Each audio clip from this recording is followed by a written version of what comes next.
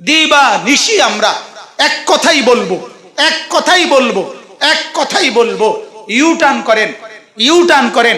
আমি যেটা বারবার বলি যে মেরে মোহতারাম বাবারা আমার, ভাইরা আমার, বন্ধুরা আমার, আপনারা জিন্দেগি বদলান, ইউটার্ন করেন, ইউটার্ন করেন।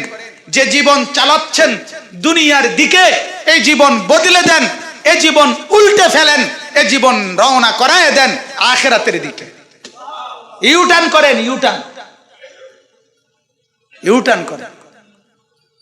আমার কথা একটাই, এইখানে মনে করেন আপনি লিখছেন দুনিয়া, এরপরে আখিরাত, অর্থাৎ দুনিয়ার প্রয়োজন, এরপরে আখিরাতের প্রয়োজন।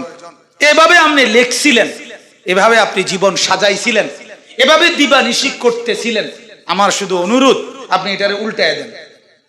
আখিরাতটাকে উপরে তুলেন, দুনিয়াটাকে নিচে নামান।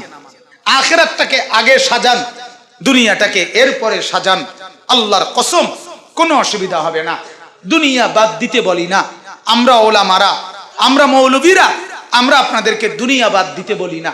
চাকরি চলবে, ব্যবসা চলবে, বিবি বাচ্চা সংসার, আয় রোজগার, ইনকাম, আহার নিদ্রা বিশ্রাম সবকিছু চলবে, কোনো অসুবিধা নাই। কিন্তু শুধু কেবল আখিরাতকে আগে রাখেন, দুনিয়াকে এর পরে রাখেন, আল্লাহকে সামনে রাখেন, রব্বে করিমকে সামনে রাখেন। কোরআনুল করিমে আল্লাহ তাআলা বলছেন, বান্দা যখন নামাজ শেষ হয় তখন তুমি জমিনে ছড়িয়ে পড়ো। ফাইদা কুদিয়াতিস সালাহ ফান্তাশিরু ফিল আরদ। যখন নামাজ শেষ হয় আল্লাহ তাআলা নিজে বলতেছেন, বসে থেকো না, বেকার থাইকো না, অবসর থাইকো না, বিশ্রাম করো না। ফান্তাশিরু ফিল আরদ, আমার জমিনে ছড়িয়ে পড়ো। ওয়াবতাগু মিন ফাদলিল্লাহ, এবং আমার দেওয়া রিজিক তালাশ করো। ফদল, রিজিককে ফদল বলে, আল্লাহর দয়া, আল্লাহর অনুগ্রহ। আমরা যে যা কামাই করি, উপার্জন করি, 1 টাকা কিংবা কোটি টাকা, এটা আল্লাহর দয়া কিনা? কথা বলেন না, নাকি আপনার যোগ্যতা, নাকি আপনার ক্ষমতা? এটা বলছিল কারুন, কোরআনে আছে।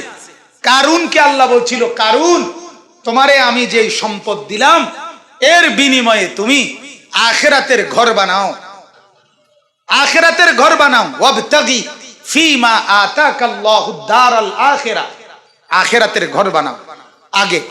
2 নম্বরে ওয়ালা তানসা নসিবাকা মিনাদ দুনিয়া, দুনিয়ার প্রয়োজন পূরণ করো। 2 নম্বরে ওয়া আহসিন কামা আহসানাল্লাহু ইলাইকা, আমি যেমন তোমাকে দান করছি তুমি এবার গরিবকে দান করো।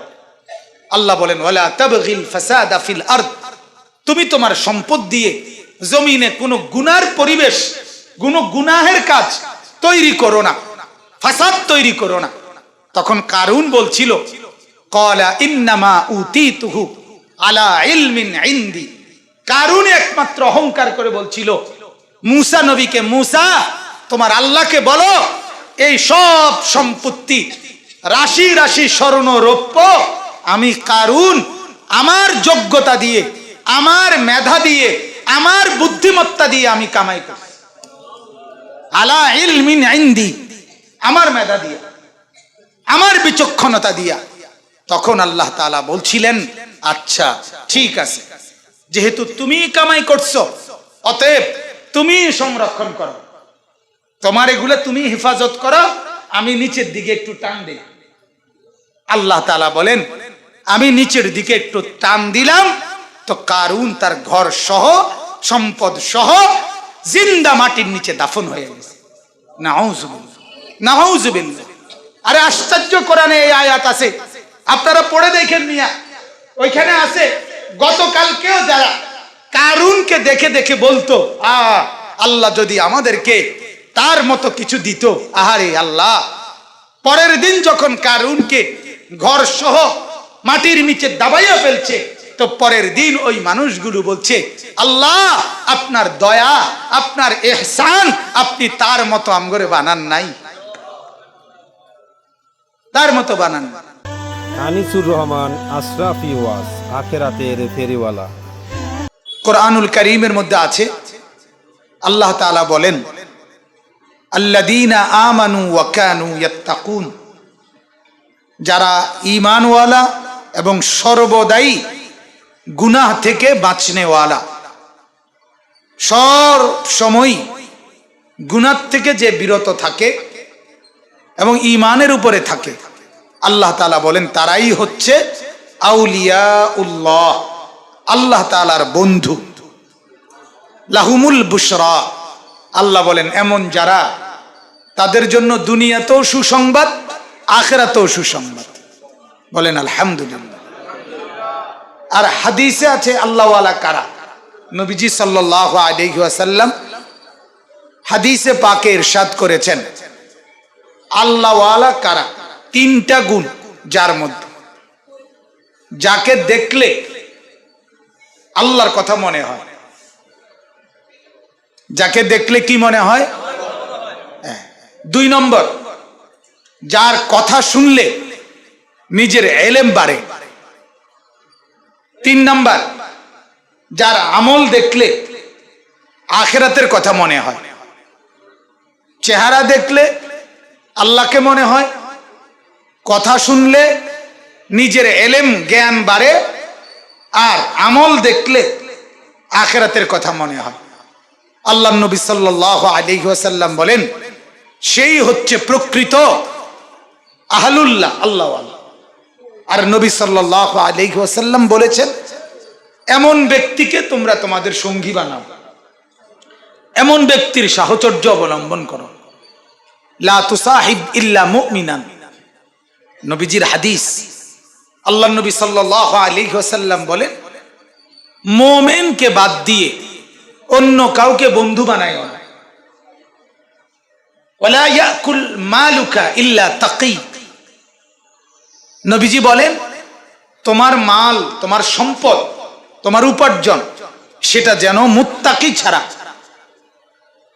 মুত্তাকি ছাড়া অন্য কেউ ভক্ষণ না করে। কোনো ফাসিককে, কোনো নাফরমানকে যথাসম্ভব তোমার মাল খাওয়াতে দিবা না। তাহলে দেখেন, এই বিষয়টা আপনাদের কাছে আমরা দিল থেকে বলি, কোন আল্লাহওয়ালার সোহবত, কোন আল্লাহওয়ালার সাহচর্য বিশ্বাস করেন, তার সাথে যদি আপনার অন্তরের সম্পর্ক থাকে, দিলের সম্পর্ক থাকে, তখন আপনার দুনিয়া আখিরাতের পথে চলতে, ইবাদত আর বন্দিগি করতে সহজ হয়, জজবা লাগে। আমরা গত 40 দিন আমি আল্লাহর রাস্তায় দাওয়াত ও তাবলীগের মেহনতে চিল্লার সফরে ছিলাম, তাবলীগে ছিলাম। তো আমার এই ছোট্ট নিজের অভিজ্ঞতা বলতেছি। মনে করেন সারা বছর আমরাও মাহফিলে বয়ানে ছুটতে থাকি আল্লাহ তাআলার বদ রহমে, কিন্তু এই 40 দিন নীরবে আল্লাহর রাস্তায় থাকার বরকতে, মসজিদে থাকার বরকতে, আসরের নামাজের আগে 4 রাকাত সুন্নত আছে, সুন্নতে জায়েদা, পড়লে সওয়াব, না পড়লে গুনাহ নাই। এশার নামাজের আগে 4 রাকাত সুন্নত আছে। জোহরের ফরজের পরে আবার 2 রাকাত সুন্নতের পরে আরো 2 রাকাত কি আছে? নফল আছে। এশার নামাজের ভিতরের পরে 2 রাকাত নফল আছে। মাগরিবের নামাজের সুন্নত 2 রাকাতের পরে আরো 2 রাকাত নফল আছে। এই নামাজগুলো আমি ব্যক্তিগত, আপনাদের কথা বলতেছি না, আমার কথা, আমি ব্যক্তিগতভাবে বহুদিন বছরকে বছর এগুলো পড়া আমার সুযোগ হয় না, ব্যস্ত, সময় নাই। এই কিন্তু আলহামদুলিল্লাহ আল্লাহর রাস্তায় বের হওয়ার বরকতে, দাওয়াত ও তাবলীগের এই বরকতে, এই নামাজগুলোও এই সময়ে আমার আদায় করার সৌভাগ্য হয়েছে। তাহলে আপনি বলেন, এতে কি আমার লাভ হয় নাই? তাহলে দ্বীনের পথে নেককারদের সাথে থাকলে আপনার আমলের জজবা হয়, আমলের জজবা হয়। আমাদের সাথে একজন ভাই ছিলেন জামাতে, চিল্লার সফরে। তো ওনার বাড়ি হলো সুদর্ণপুর। উনি আপনার ড্রাইভার, এমনি গাড়ি ঘোড়া চালায়। প্রথম যেদিন আসছে আমাদের সাথী হয়েছে, চিনার উপায় নাই। আলহামদুলিল্লাহ 15-20 দিন 25 দিন পরে একেবারে এই টাকনুর নিচ কাছে পর্যন্ত এর ঠিক আমার মতো সাদা জুব্বা আর টুপি মাথায় দিয়ে যেদিন দাঁড়াইছে সেদিন মনে হয়েছে সে হাটহাজারী মাদ্রাসার ওস্তাদ। হ্যাঁ, এবং মজার কথা হইল, আশ্চর্য হইবেন, গত পরশুদিন ওনারে আমি, দেলোয়ার ভাই, ওনারে আমি আমার সাথে আমাদের কুমিল্লার জামাত খুলনা থেকে আসছে, ওইখানে নিয়ে গেছি লাকসাম আমার গাড়িতে করে। ওই আমি আবার ওই পাঞ্জাবিটা সাদা টুপি পরা, তা আমি ওইখানে যাওয়ার পরে 2-3 জনরে বললাম কথার প্রসঙ্গে, ওনার বাড়ি হলো সুদর্ণপুর কাছে, তাই বললাম সুদর্ণপুরের উস্তাদ এমনি রশিদ, মাশাআল্লাহ। ওই যারে বলছি উনি মুসাফা করছে, যেহেতু ভালো আছেন, কামে লাগছে, যাও। এই যে দেখেন পরিবর্তন, এক সাধারণ ড্রাইভার, কিন্তু সুহবতের বরকতে, উলামায়ে কেরামের সাহচর্যের বরকতে, দাওয়াত ও তাবলীগের একটু সময় চলার বরকতে আল্লাহ তাআলা তার চেহারার মধ্যে পরিবর্তন দেখায় দিয়েছে। আজ সাধারণ মানুষ বুঝতেছে না, না বললে কেউ বুঝবে না এটা ড্রাইভার। মেরে মোহতারাম, এটা বোঝা দরকার ভাইয়া, আপনারা আমরা বোঝা দরকার, নওজোয়ানরা বোঝা দরকার। আখিরাত নিশ্চিত, কবর নিশ্চিত, কবর নিশ্চিত, কোনো সন্দেহ নেই, কোনো সন্দেহ নেই, কোনো সন্দেহ নেই। সেই কবর ফিকির করা, কবরের জন্য একটু প্রস্তুতি নেওয়া, আখিরাতের একটু প্রস্তুতি নেওয়া, এই মেহনতেরই নাম আমাদের এই ইসলাহি মজলিসগুলো। ঘুরে ঘুরে ঘুরে ঘুরে ঘুরে ঘুরে উলামায়ে কেরাম বুজুর্গানে দ্বীন দিবা নিশি বলতে থাকেন আপনাদেরকে আমাদেরকে শুধু এই মাকসাদে, কবর আখিরাত। আপনারা অনেক সময় বলেও অনেকে, হুজুরদের আর কোনো কাজ নাই, শুধুই কবর আখিরাত ছাড়া আর কিছু বলার নাই। আহা, আসলেই বলেন, আসলেই আমাদের আর কিছু বলার নাই। এটাই আমাদের কাজ, এটাই আমাদের রাত, এটাই আমাদের দিন, এটাই আমাদের দুপুর, এটাই আমাদের সকাল। সকালেও ঈমানের কথা, দুপুরেও ঈমানের কথা, আসরের পরেও আখিরাত, মাগরিবের পরেও আখিরাত, এশার পরেও আখিরাত, সারাক্ষণ আখিরাত আর পরকালের কথা বলার মতো এই সারা দিন রাত বলার বরকতে আল্লাহ তাআলা কিছু না কিছু মানুষের পরিবর্তন করাচ্ছে। আমাদের মাদ্রাসার ছাত্র যারা এনে বসছো, তোমরা উঠে যাও, ভিতরে যাও, অন্যান্য সাথীরা আরো বাহিরে অনেক আছে, ওনারা বসতে হবে। যাও বাবা, যাও, কষ্ট করে এদের ভিতরে বসো, নাজেরার রুমে খালি করে দাও। মাদ্রাসার ছাত্র, আমাদের সব ছাত্র যাও। জি, আপনারা যারা বাহিরে দাঁড়ায় আছেন, আমার মেহেরবানি করে আগায় আসেন ভাই, আগায় আসেন। হুজুর চলে আসছেন ইনশাআল্লাহ, হযরত এখনই বয়ান করবেন, দয়া করে একটু আগায় আসেন, বাকিদের জন্য জায়গা ব্যবস্থা করে দেন। তো আমি আপনাদের কাছে বলতেছিলাম, আখিরাত আর পরকাল এটা নিশ্চিত, আর এই নিশ্চিত বিষয়টাকে পাশ কাটাইয়া চলা, অবমূল্যায়ন করা, এটাকে বেখেয়ালে জীবনটা পার করা একজন ইমানদারের জন্য উচিত না।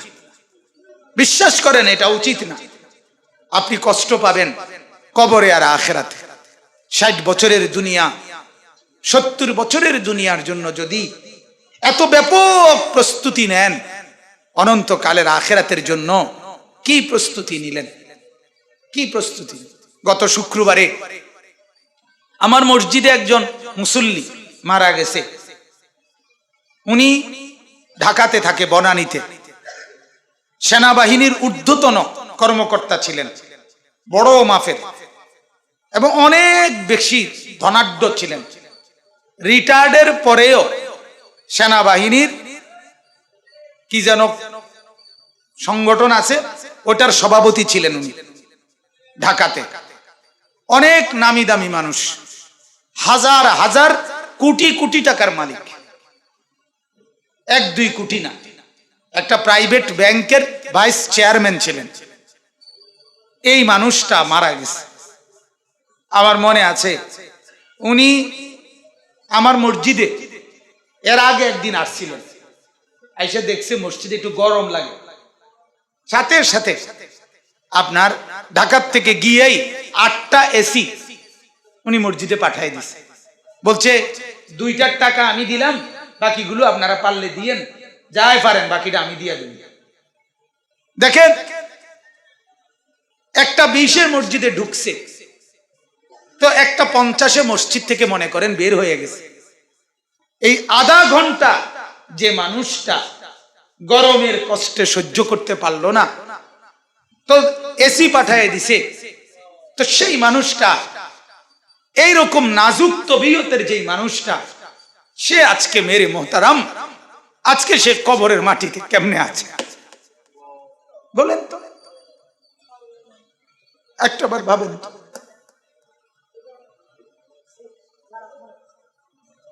তিনি কবরের মাটিতে এখন কেমনে আছে তাইলে এই প্রচন্ড গরমের মধ্যে বলেন? সামান্য মশার কামড় যে সহ্য করতে পারে না, সে পোকামাকড়ের কামড় কেমনে সহ্য করবে? কিভাবে বলে? একটু ঠান্ডার গরম যে সইতে পারে না, সে অন্ধকার কবরে কিভাবে কাটাবে? তাও যদি হয়তো 2-1 ঘন্টার ব্যাপার, আরে না ভাইয়া 2-1 ঘন্টার ব্যাপার না, সর্বশেষ যেই লোকটা মৃত্যুবরণ করবে, সর্বশেষ তো তাফসীরে হাদিসের বর্ণনায় আছে, হতে পারে তাকেও কবরেই থাকতে হবে 40,000 বছর। কয় বছর? সর্বশেষ যে লোকটা মারা গেছে, মা বাইনান নাফখাতাইন 40, আল্লাহর নবী বলেন ইসরাফিলের প্রথম ফু আর ইসরাফিলের শেষ ফু, দ্বিতীয় ফু, প্রথম ফু দিলে সব কবরে চলে যাবে, দ্বিতীয় ফু দিলে সবকিছু কবর থেকে উঠবে। ও আখরাজাতিল আরদু আসকালাহা। তো এই 2 ফুর মাঝে আল্লাহর নবী বলেন 40, 40-এর ব্যবধান। কতর ব্যবধান? সাহাবী বলতেছে, সাহাবী বর্ণনাকারী কয় যে আমি বুঝতেছি না সেই 40 সেটা কি 40 দিনের ব্যবধান, নাকি 40 মাসের ব্যবধান, নাকি 40 বছরের ব্যবধান, নাকি 40,000 বছরের ব্যবধান? হতে পারে 40,000 বছরের গ্যাপ। তাহলে সর্বশেষ যে কবরে যাবে তাকে যদি অপেক্ষা করতে হয় 40,000 বছর, তো নূহ আলাইহিস সালামের জামানায় যারা মারা গেছে তারা অপেক্ষা করতেছে আজকে কত বছর?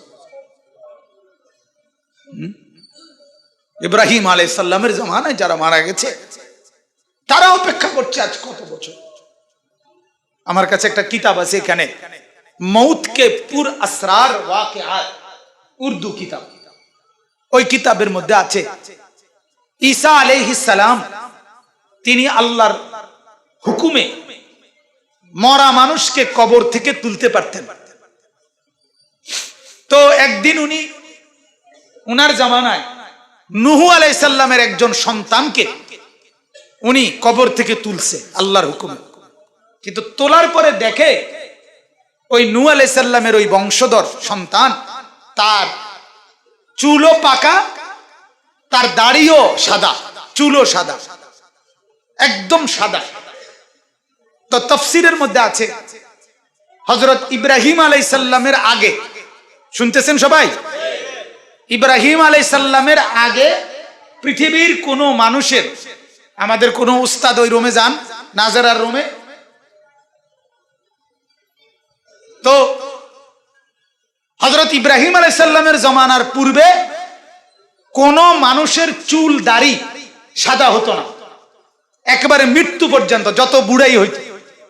সর্বপ্রথম আউয়ালু মান শাবা ইব্রাহিম, সর্বপ্রথম যার চুল দাড়ি সাদা হইছে তিনি হলেন ইব্রাহিম আলাইহিস সালাম। এর আগে কোনোদিন কারো চুল দাড়ি সাদা হইতো না। তাফসীরে লিখছে ইব্রাহিম আলাইহিস সালামের কওমের লোকেরা তারা বলতেছিল, ইব্রাহিম দেখছো তো বাপ দাদার ধর্ম ত্যাগ করে নতুন ধর্ম গ্রহণ করার কারণে তোমার চুল দাড়ি সাদা হয়ে গেছে, এটা তোমার উপরে অভিশাপ। হযরত ইব্রাহিম আলাইহিস সালাম তাফসীর ইবনে কাসিরে আছে, জিজ্ঞেস করছে আল্লাহ মা হাদিহি শাইবা, আল্লাহ আমার এই চুল দাড়ি এগুলো সাদা হচ্ছে কেন, এগুলো রুমকা? আল্লাহ তাআলা বললেন ইব্রাহিম হাযা ওয়াকার, এটা সম্মান, এটা ইজ্জত, এটা অপমান না। ওয়াকার ওয়াকার এটা ওয়াকার। তাই ইব্রাহিম আলাইহিস সালাম দোয়া করলেন আল্লাহুম্মা জিদনি ওয়াকারান, তাইলে আল্লাহ আমার এই ইজ্জত আরো বাড়ায় দেন, আরো সম্মান বাড়ায় দেন, বাকিগুলো পাকায় দেন।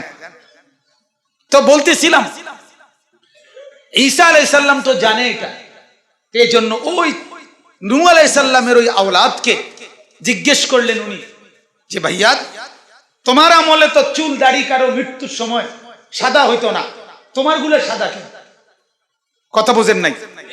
নূহ আলাইহিস সালাম তো ইব্রাহিমের আগের মানুষ, তো উনার সন্তান ইব্রাহিমের আগের না, তাহলে হিসাবে তো উনার চুল দাড়ি কি হওয়ার কথা না, কালো থাকার কথা, অথচ সাদা কেন? হযরত ঈসা আলাইহিস সালাম এটা অবাক হয়ে গেলেন। তখন ওই সন্তান নূহের সন্তান বললেন ঈসা নবীকে, হে নবী ঈসা, আল্লাহর কসম মৃত্যু পর্যন্ত আমার চুল দাড়ি কোনোদিন সাদা ছিল না, কালোই ছিল, সাদা হয় নাই। কিন্তু মৃত্যুর মুহূর্তে মালাকুল মউত আজরাইল যখন আমার জান কবজ করে, ওই সময়ের কষ্টে আমার চুল দাড়ি সাদা হয়ে গেছে। জান কবজের কষ্ট, শুধু রূহ কবজের কষ্টে, ওই টাইমের কষ্টেই আমার চুল দাড়ি সাদা হয়ে গেছে। হ্যাঁ, যদি শুধুমাত্র রূহ কবজের টাইমে যদি চুল দাড়ি এরকম সাদা হয়ে যায়, তাহলে কবরে আপনি কিভাবে থাকবেন, হাসরে আপনি কিভাবে থাকবেন? অতএব ভাইয়া, বাবা, বন্ধু, সবার কাছে অনুরোধ, কথা একটাই, প্রতি মাসে আসবেন, এক কথাই, পছন্দ করলেও এটা, পছন্দ না করলেও এটা, ইচ্ছে করলেও এটা, ইচ্ছে না করলেও এটা, দিবা নিশি আমরা এক কথাই বলবো, এক কথাই বলবো, ইউটার্ন করেন।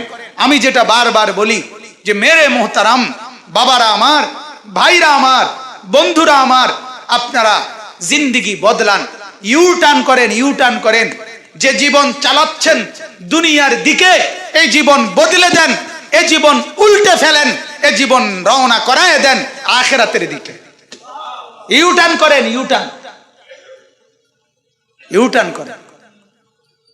আমার কথা একটাই, এইখানে মনে করেন আপনি লিখছেন দুনিয়া, এরপরে আখিরাত, অর্থাৎ দুনিয়ার প্রয়োজন, এরপরে আখিরাতের প্রয়োজন, এভাবে আপনি লিখছিলেন, এভাবে আপনি জীবন সাজাইছিলেন, এভাবে দিবানিশি করতেছিলেন।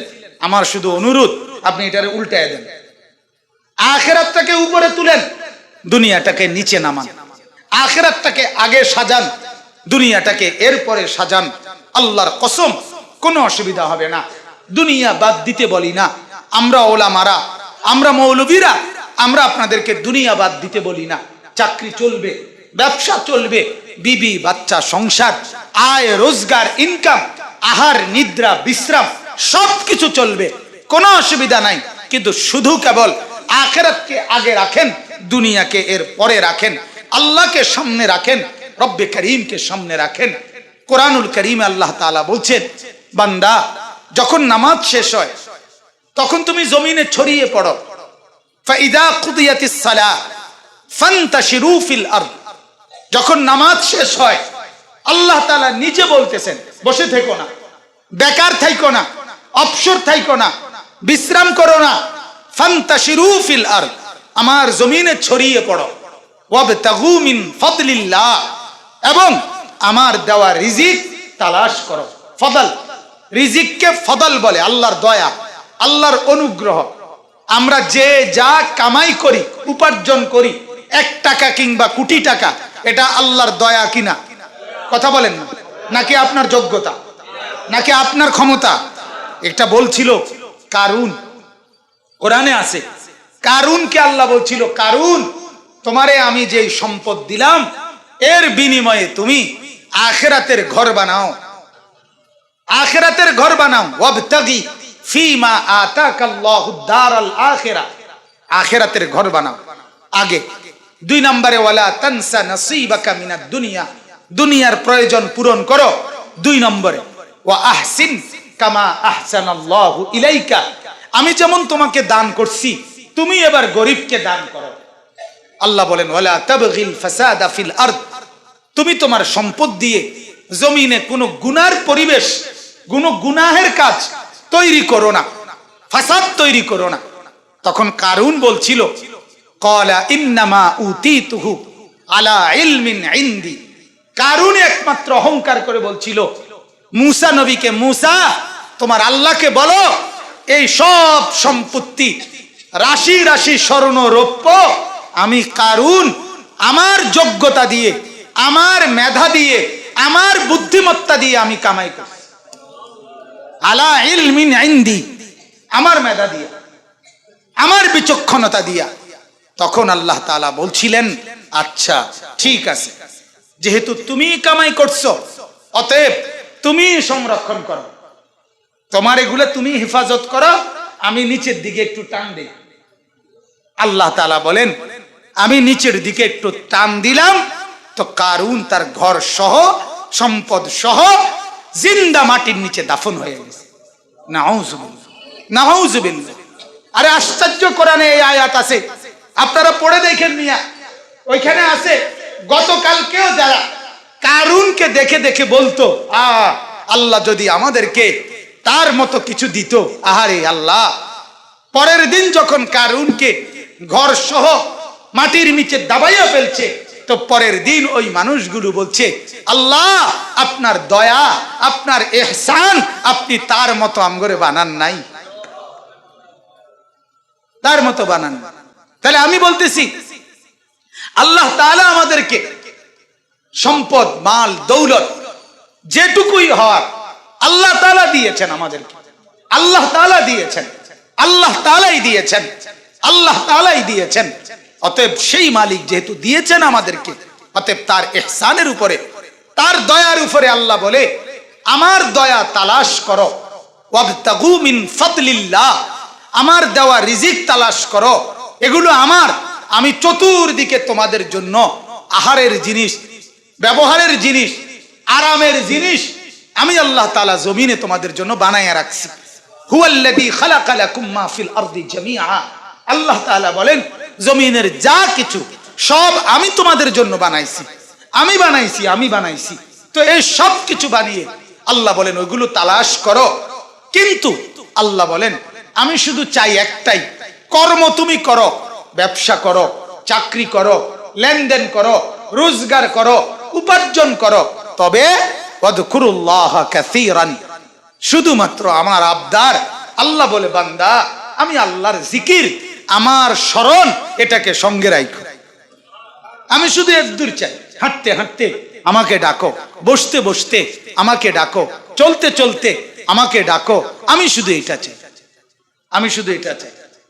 আমার শায়েখ আরিফ বিল্লাহ আল্লামা মুফতি মুশতাকুন নবী কাসেমি হযরত তো এটাই শুধু বলে, দিবা নিশি এক কথা, দিবা নিশি বলে, দিবা নিশি বলে যে হে আল্লাহর বান্দারা দুনিয়ার যাই করেন করেন তো, কিন্তু আল্লাহ পাকের জিকিরকে সঙ্গী বানাইয়া আপনারা করেন। এর দূরে কথা, দস্ত বকার দিল বয়ার, কি বলে বুজুর্গরা? বুজুর্গরা বলে যে হাত থাকবে কাজের মধ্যে, দিল থাকবে আল্লাহ পাকের সাথে। অর্থাৎ কাজ তো করেন কোনো অসুবিধা নাই, কিন্তু জবানে আল্লাহ পাকের জিকির করেন, আল্লাহ তাআলাকে ডাকেন, আল্লাহ তাআলাকে ডাকেন। এই জন্য আপনাদের কাছে আমাদের অনুরোধ, আল্লাহ তাআলা, আল্লাহ তাআলার রহম আর করমের কাছে, মেহেরবানির মাধ্যমে আপনাদের কাছে এটাই অনুরোধ করছি, আপনারা প্রত্যেকেই আখিরাতের ফিকির আগে করেন, বলেন ইনশাআল্লাহ। আল্লাহ তাআলা আমাদেরকে তৌফিক দান করেন, আমিন। ইনশাআল্লাহ হযরত এখনই আমাদের মাঝে কথা বলবেন, হযরতের বয়ানের পরে দোয়ার পরে ইনশাআল্লাহ এশার নামাজ হবে, এরপরে মেহমানদারি গ্রহণ করে তারপরে সবাই যাবেন ইনশাআল্লাহ।